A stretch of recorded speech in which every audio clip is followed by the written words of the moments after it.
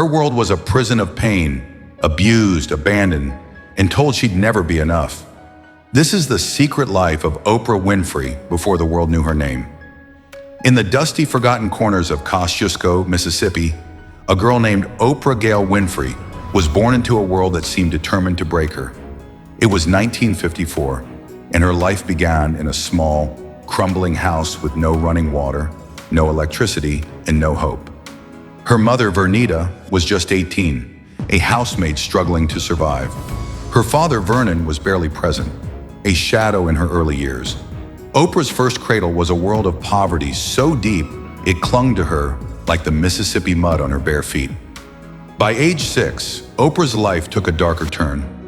Sent to live with her grandmother, she wore dresses made from potato sacks, earning cruel taunts from other children who called her sack girl. But the real pain wasn't the mocking, it was the silence of her inner world. Her grandmother, strict and weary, raised her with a switch, leaving welts on her skin and fear in her heart. Yet even in this harsh world, Oprah found a spark. She loved stories. At church, she'd recite Bible verses with a voice so clear it hushed the room. Neighbors called her gifted, but to Oprah, it was just a way to escape the weight of her reality. At 9, her life shattered further. Sent back to her mother in Milwaukee, Oprah faced a nightmare no child should endure. She was abused, first by a cousin, then by others close to her family. The assaults were relentless, a secret she buried deep inside. She felt dirty, worthless, and alone. "I thought it was my fault," she later said, her voice trembling with the memory. Each night she'd lie awake, her small body curled tight, silently begging for the pain to stop. But it didn't. By 14, the abuse had left scars no one could see, and she carried a shame so heavy it threatened to swallow her whole. Poverty was her constant companion. Her mother's tiny apartment was a revolving door of struggle. Cockroaches skittered across the floor, and food was scarce. Oprah wore threadbare clothes, her shoes so worn she stuffed them with cardboard to cover the holes. School was no refuge. Classmates mocked her, and teachers dismissed her as just another poor black girl with no future. Yet in her heart, Oprah held a dream she couldn't explain, a quiet whisper that she was meant for something more. At 14, her life hit rock bottom. Pregnant after years of abuse, she hid her growing belly, terrified of what it meant. When the baby was born prematurely, it died soon after. The loss crushed her, but it also became a secret she locked away, fearing the world would judge her. Her mother, overwhelmed and distant, sent her to live with her father in Nashville. It was a turning point, though Oprah didn't know it then.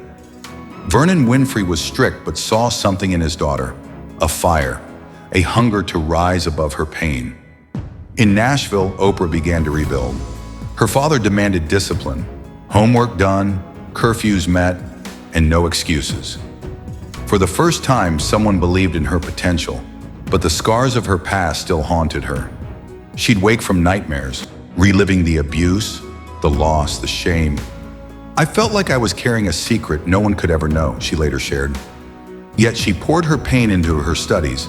She excelled in school, joined the speech team, and discovered her voice had power.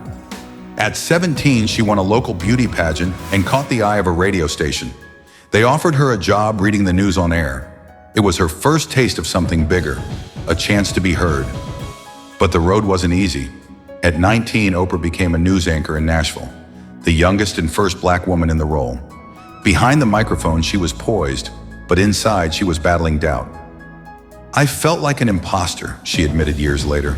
Colleagues whispered she didn't belong, that her hair was too ethnic, her style too raw. Rejections piled up as she auditioned for bigger roles. Each no felt like a knife, slicing open old wounds of worthlessness. But Oprah refused to quit. She'd learned something in those dark years. Pain could break you, or it could fuel you. In her early 20s, she moved to Baltimore for a bigger TV job, co-hosting a morning show. It was a disaster. The station didn't know what to do with her. She was too emotional, too real for their polished image. They demoted her, shoving her into a smaller role. Humiliated, Oprah considered giving up. "I thought I'd failed," she said. But in that low moment, she found her calling. Assigned to a struggling talk show, she connected with people in a way no one expected. Her warmth, her ability to listen, her raw honesty drew viewers in. She wasn't just a host, she was a mirror, reflecting their struggles, their hopes. That show, People Are Talking, became her proving ground. Oprah poured her heart into it, sharing pieces of her own pain to make others feel seen. Slowly, her secret battles, the abuse, the poverty, the rejection, became her strength. She realized her story wasn't a source of shame, but a gift to help others heal.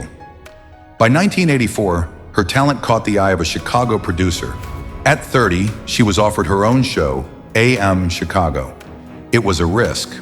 She was unknown, unpolished, and stepping into a competitive market. But Oprah was ready. She'd spent her life fighting invisible battles, and now she'd fight in the open. AM Chicago became the Oprah Winfrey Show, and within months it was a sensation. Her ability to connect, to make every guest and viewer feel understood, turned her into a star. But fame didn't erase her past. Even as the world cheered, Oprah carried her scars.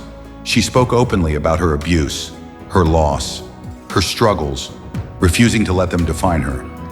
The greatest discovery of all time, she said, is that a person can change their future by changing their attitude. She'd lived it. From a girl in potato sack dresses to a woman whose voice moved millions, Oprah transformed her pain into purpose. Her journey wasn't just about fame, it was about rewriting her story. She built schools, gave to those in need, and used her platform to lift others.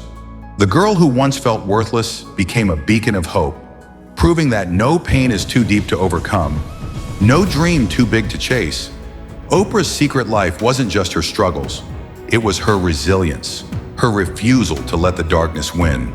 The greatest power lies in owning your story, no matter how painful. Oprah's life teaches us that our scars don't define us, they shape us. Every struggle is a step toward who you're meant to be. Embrace your past, use it as fuel, and let it guide you to a future only you can create.